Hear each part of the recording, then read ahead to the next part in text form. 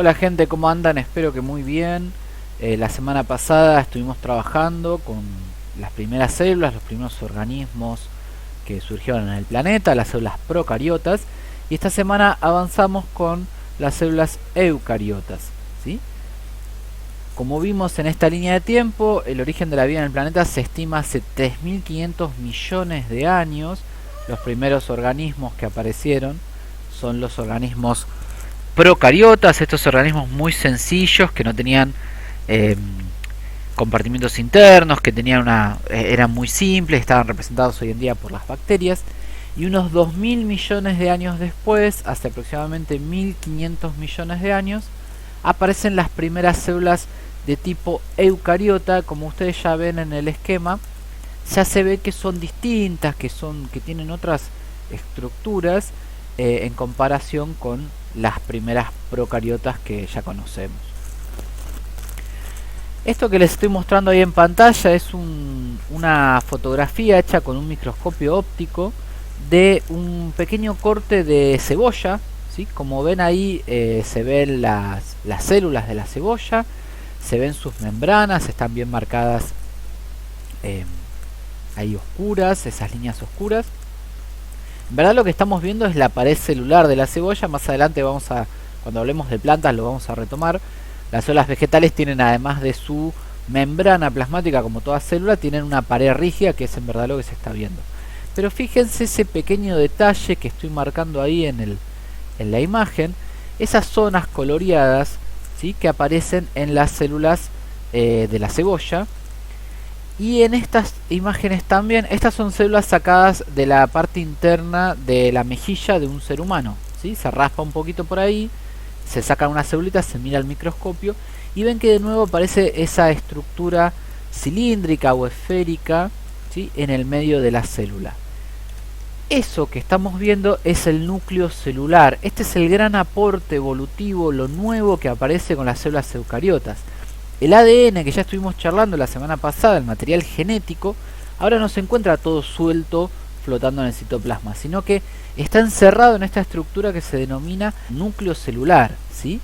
Esta estructura, el núcleo celular, rodea y encierra el ADN y termina ayudando lo que es el control de la célula, ¿sí? Le indica cuándo reproducirse, cuándo no, cómo desarrollarse, qué producir, etcétera, etcétera. Entonces, el gran aporte evolutivo que surge con las células eucariotas es la formación del núcleo celular. Continuamos, vemos la estructura general de una célula eucariota. Ven que hay otros componentes que en la procariota no se veía, y ahí vemos algo que se llama, por ejemplo, mitocondria o aparato de Golgi o retículo endoplasmático. Estas estructuras que vemos nuevas se denominan organelas, son espacios rodeados de membrana, son pequeños espacios separados dentro de la misma célula que les sirven para cumplir alguna función. Y lo más interesante, fíjense que todas tienen como una pequeña línea alrededor que marca que tienen una membrana plasmática muy similar en composición a la membrana que rodea la célula. Así que una célula eucariota básicamente es eso, es un tipo de célula que en su interior tiene un núcleo y después un montón de espacios definidos por membrana que denominamos organelas. En esta imagen de una célula eucariota vista al microscopio electrónico, fíjense que están muy bien marcadas, teñidas, muchas con rojo y otras con verde, las distintas organelas que yo les mostraba anteriormente en el esquema. Y si vamos a verlas en detalle, acá por ejemplo se ve lo que se denomina aparato de Golgi. Después vamos a ir viendo para qué sirve cada una, ¿sí? Pero fíjense cómo se ve al microscopio, muy similar a lo que aparecía en el esquema. Las mitocondrias lo mismo, con esas pequeñas liñitas en el interior que se denominan crestas. Acá se ve en mayor detalle, ¿sí?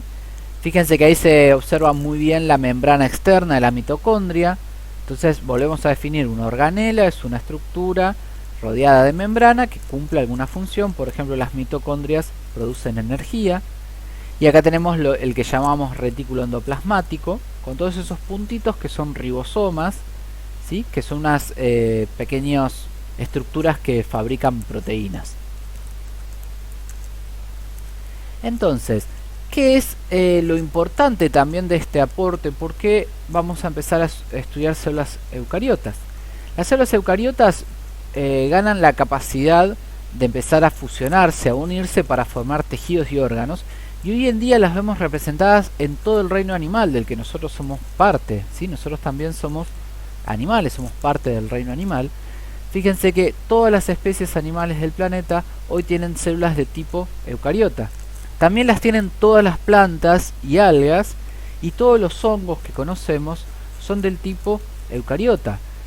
Vean la gran diferencia. La semana pasada yo les comentaba que las procariotas solamente son bacterias, ¿sí? Y las eucariotas lograron fusionarse para formar organismos sumamente complejos como los animales, las plantas, los hongos, en comparación con sus hermanas procariotas que solamente pudieron formar organismos unicelulares.